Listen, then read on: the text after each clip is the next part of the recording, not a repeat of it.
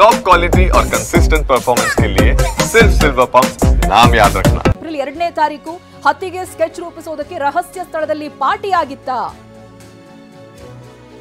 ಚಿಕ್ಕಮಗಳೂರಿನ ರೆಸಾರ್ಟ್ನಲ್ಲಿ ಆರೋಪಿಗಳಿಂದ ಪಾರ್ಟಿ ನಡೆದಿರುವಂತ ಶಂಕೆ ವ್ಯಕ್ತವಾಗ್ತಾ ಇದೆ. ಕ್ಯಾಂಪ್ ಫೈರ್ ಹಾಕೊಂಡಿದ್ರು. ಕ್ಯಾಂಪ್ ಫೈರ್ ಮಧ್ಯೆ ಪಾರ್ಟಿ ಮಾಡಿರುವಂತ ಫೋಟೋ ಟಿವಿ9 ಗೆ ಲಭ್ಯವಾಗಿದೆ. ಇವೆಲ್ಲವೂ ಕೂಡ ಹತ್ಯೆ ಆಗುವುದಕ್ಕೆ ಮುಂಚೆ ನಡೆದಿರುವಂತ ಪಾರ್ಟಿ ಅನ್ನುವಂತ ಶಂಕೆ ವ್ಯಕ್ತವಾಗ್ತಾ ಇದೆ. ಚಿಕ್ಕಮಗಳೂರಿನ ರೆಸಾರ್ಟ್ನಲ್ಲಿ ನಡೆದಿರುವಂತ ಕ್ಯಾಂಪ್ ಫೈರ್ ಮಧ್ಯೆ ಒಂದು ಪಾರ್ಟಿಯ ಫೋಟೋವನ್ನ ಗಮನಿಸ್ತಾ ಇದ್ದೀರಿ ನೀವು.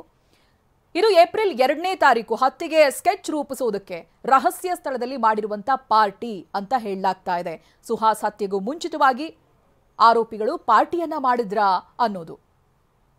ಈ ಬಗ್ಗೆ ಇನ್ನಷ್ಟು ಮಾಹಿತಿಯನ್ನ ಪಡೆದುಕೊಳ್ತಾ ಹೋಗ್ತೀನಿ. ಪ್ರತಿನಿಧಿ ಅಶೋಕ್ ಲೈವ್ ನಲ್ಲಿ ಜಾಯ್ನ್ ಆಗ್ತಾ ಇದ್ದಾರೆ. ಅಶೋಕ್, ದಿನದಿಂದ ದಿನಕ್ಕೆ ಹೊಸ ಹೊಸ ಅಪ್ಡೇಟ್ಗಳು ಸಿಗ್ತಾ ಇದೆ. ನಿನ್ನೆಯ ದಿನದಲ್ಲಿ ಆದಿಲ್ ಕೊಟ್ಟಿರುವಂತಹ ಹಣದ ಬಗ್ಗೆ ನೀವೊಂದಷ್ಟು ಮಾಹಿತಿಗಳನ್ನ ಹಂಚಿಕೊಂಡಿದ್ರಿ. ಇದೀಗ ಅದಕ್ಕೂ ಮುಂದುವರೆದು ವಿದೇಶದಿಂದ ಏನಾದರೂ ಹಣದ ಹರಿವು ಹರಿದಿತ್ತಾ? ಇವೆಲ್ಲ ಶಂಕೆಗಳು ವ್ಯಕ್ತವಾಗ್ತಾ ಇದೆ. ಏನೇನು ಡೀಟೇಲ್ಸ್ ಸಿಗ್ತಾ ಇದೆ ಅಶೋಕ್?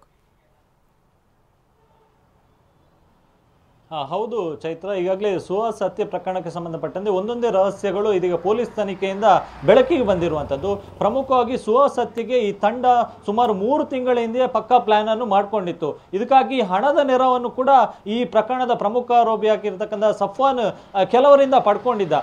ಇಲ್ಲಿ ಈಗ ಪೊಲೀಸ್ ತನಿಖೆಯಲ್ಲಿ ಪ್ರಾರಂಭದಲ್ಲಿ ಗೊತ್ತಾಗಿದ್ದು ಇವರಿಗೆ 5 ಲಕ್ಷಕ್ಕೆ ಡೀಲ್ ಆಗಿತ್ತು ಅಂತೇಳಿ. ಅದರಲ್ಲಿ ಫಾಜಿಲ್ ಹತ್ಯೆ ಆಯಿತು. ಅದಕ್ಕೆ ಸಂಬಂಧಪಟ್ಟಂತೆ ಫಾಜಿಲ್ ತಮ್ಮ ಆದಿಲ್ 3 ಲಕ್ಷ ಅಡ್ವಾನ್ಸ್ ಆಗಿ ಹಣ ಕೊಟ್ಟಿರ್ತಾನೆ. ಆದ್ರೆ ಕೇವಲ 5 ಲಕ್ಷಕ್ಕೆ ಈ ಹತ್ಯೆ ಆಗಿರ್ತಕ್ಕಂಥ ಅಷ್ಟಕ್ಕೆ ಆಗಿದೆ ಅನ್ನುವಂಥ ಅನುಮಾನ ಇದೆ. ಸೊ ವಿದೇಶದಿಂದಲೂ ಕೂಡ ಈ ಹಂತಕರಿಗೆ ಸಾಕಷ್ಟು ಹಣಗಳು ಹರಿದು ಬಂದಿದೆ ಅನ್ನುವಂಥ ಅನುಮಾನವೂ ಕೂಡ ಇದೆ. ಆ ನಿಟ್ಟಿನಲ್ಲಿ ಪೊಲೀಸರು ಈಗಾಗಲೇ ಬಂಧನ ಆಗಿರ್ತಕ್ಕಂಥ 8 ಜನ ಆರೋಪಿಗಳೆಂದರೆ ಅವರ ಬ್ಯಾಂಕ್ ಅಕೌಂಟ್ ಅನ್ನು ವೆರಿಫಿಕೇಶನ್ ಮಾಡ್ತಾ ಇದ್ದಾರೆ. ಬೇರೆ ವಿದೇಶದಿಂದ ಹಣ ಏನಾದರೂ ಜಮಾ ಆಗಿರ್ತಕ್ಕಂಥ ಬಗ್ಗೆ ಮಾಹಿತಿ ಸಿಗುತ್ತಾ ಎನ್ನುವಂಥ ನಿಟ್ಟಿನಲ್ಲಿ ಅದರ ನಿಟ್ಟಿನಲ್ಲೂ ಕೂಡ ಶೋಧವನ್ನು ಮಾಡ್ತಾ ಇದ್ದಾರೆ. ಇನ್ನೊಂದು ಪ್ರಮುಖವಾಗಿ ಏನು 3 ತಿಂಗಳ ಹಿಂದೆ ಏನು ಪ್ಲಾನ್ ಅನ್ನು ಮಾಡ್ಕೊಂಡಿದ್ರು, ಆದ್ರೆ 15 ದಿವಸದಿಂದ ಸುಹಾಸ್ ಶೆಟ್ಟಿಯ ಚಲನವಲನದ ಮೇಲೆ ಸಂಪೂರ್ಣವಾಗಿ ನಿಗಾವನ್ನು ಇರಿಸಿದ್ರು. ಈ ಪ್ರಕರಣದ A1 ಆರೋಪಿಯಾಗಿರ್ತಕ್ಕಂಥ ಸಫ್ವಾನ್ ತನ್ನ ಹುಡುಗರನ್ನು ಕಳಿಸಿ ಸುಹಾಸ್ ಶೆಟ್ಟಿ ಎಲ್ಲೆಲ್ಲಿ ಹೋಗ್ತಾನೆ, ಅವನು ಎಲ್ಲೆಲ್ಲಿ ಹೋಗಿ ಬರ್ತಾನೆ ಎಂಬುದರ ಸಂಪೂರ್ಣವಾದಂತಹ ಮಾಹಿತಿಯನ್ನು ಪಡ್ಕೊಳ್ತಿದ್ರು. ಘಟನೆ ನಡೆಯುವಂತ ದಿನ ಅಜರುದ್ದೀನ್ ಎನ್ನುವಂತ ವ್ಯಕ್ತಿಯಿಂದ ಈ ಸುಹಾಸ್ ಎಲ್ಲಿ ಬರ್ತಾನೆ ಎಂಬುದರ ಮಾಹಿತಿಯನ್ನು ಕೂಡ ಪಡ್ಕೊಂಡಿದ್ರು.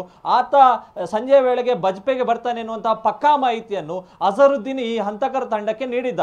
ಯಾವಾಗ ಹತ್ಯೆ ಆಯಿತು ಆ ಬಳಿಕ ಅಜರುದ್ದೀನ್ ಎಸ್ಕೇಪ್ ಆಗಿದ್ದಾನೆ. ಈಗ ಸದ್ಯಕ್ಕೆ ಅಜರುದ್ದೀನ್ ಅನ್ನು ಹುಡುಕುವಂತ ಕೆಲಸವನ್ನು ಪೊಲೀಸರು ಮಾಡ್ತಿದ್ದಾರೆ. ಇನ್ನೊಂದು ಪ್ರಮುಖವಾದಂತಹ ವಿಷಯ, ಈ ಹತ್ಯೆ ಆಗಿರ್ತಕ್ಕಂಥದ್ದು ಮೇ 1ನೇ ತಾರೀಕು.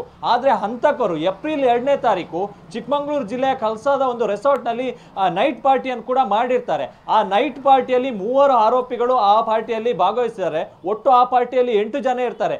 ಅದರಲ್ಲಿ ಪ್ರಮುಖ ಆರೋಪಿಯಾಗಿರ್ತಕ್ಕಂಥದ್ದು ನಿಯಾಜ್, ಆಮೇಲೆ ಮುಜಾಮಿಲ್ ಮತ್ತು ರಂಜಿತ್. ಈ 3 ಕೂಡ ಆ ಪಾರ್ಟಿಯಲ್ಲಿ ಭಾಗವಹಿಸಿರ್ತಾರೆ. ಇನ್ನು ರಂಜಿತ್ನ ಇತಿಹಾಸವನ್ನು ನೋಡೋದಾದ್ರೆ ರಂಜಿತ್ ಮತ್ತು ನಾಗರಾಜ್ ಎಂಬುವಂತವರು ಚಿಕ್ಕಮಗಳೂರಿನ ಕಳಸಾ ಮೂಲದವರು. ಸೊ ಕಳಸಾಕ್ಕೆ ಮುಜಾಮಿಲ್ ಮತ್ತು ಈತ ನಿಯಾಜ್ ಎಂದನೇ ಆತ ಅಲ್ಲಿ ಹೋಗಿರ್ತಾನೆ. ಸೊ ಆ ಟೈಮಲ್ಲಿ ರಂಜಿತ್ ಅನ್ನು ನಿಯಾಜ್ ಮುಜಾಮಿಲ್ಗೆ ಪರಿಚಯ ಮಾಡ್ಕೊಂಡಿರ್ತಾನೆ. ಸೊ ಅದೇ ಒಂದು ಪಾರ್ಟಿಯಲ್ಲಿ ಈ ಸುಹಾಸ್ ಹತ್ಯೆಗೆ ಒಂದು ಸ್ಕೆಚ್ ಅನ್ನು ರೂಪಿಸಿದ್ರೆ ಎನ್ನುವಂತ ಅನುಮಾನವೂ ಕೂಡ ಇದೆ. ಮತ್ತೆ ಇನ್ನುಳಿದಂತ ಆ ಪಾರ್ಟಿಯಲ್ಲಿ ಇರ್ತಕ್ಕಂಥ 5 ಜನ ಅಪರಿಚಿತರು ಯಾರಿದ್ದಾರೆ, ಅವರು ಯಾರು, ಅವರದ್ದು ಈ ಕೃತ್ಯದಲ್ಲಿ ಏನಾದರೂ ಭಾಗಿಯಾಗಿದ್ದಾರೆ, ಅವರ ಹಿನ್ನೆಲೆ ಏನು, ಇದೆಲ್ಲದರ ವಿಚಾರದ ಕುರಿತಂತೆ ಕೂಡ ಪೊಲೀಸರು ಪರಿಶೀಲನೆಯನ್ನು ಕೂಡ ಮಾಡ್ತಿದ್ದಾರೆ. ಸದ್ಯಕ್ಕೆ ಈಗ ಬಂಧನ ಆಗಿರ್ತಕ್ಕಂಥ 8 ಜನ ಆರೋಪಿಗಳು ಮಾತ್ರ ಅಲ್ಲ, ಇದರ ಹಿಂದೆ ಸಾಕಷ್ಟು ಜನ ಇರುವಂತಹ ಅನುಮಾನವೂ ಕೂಡ ಇದೆ. ಸೊ ಆ ನಿಟ್ಟಿನಲ್ಲೂ ಕೂಡ ಪೊಲೀಸರು ಆಳವಾದಂತಹ ತನಿಖೆಗೆ ಇಳಿದಿರ್ತಕ್ಕಂಥದ್ದು.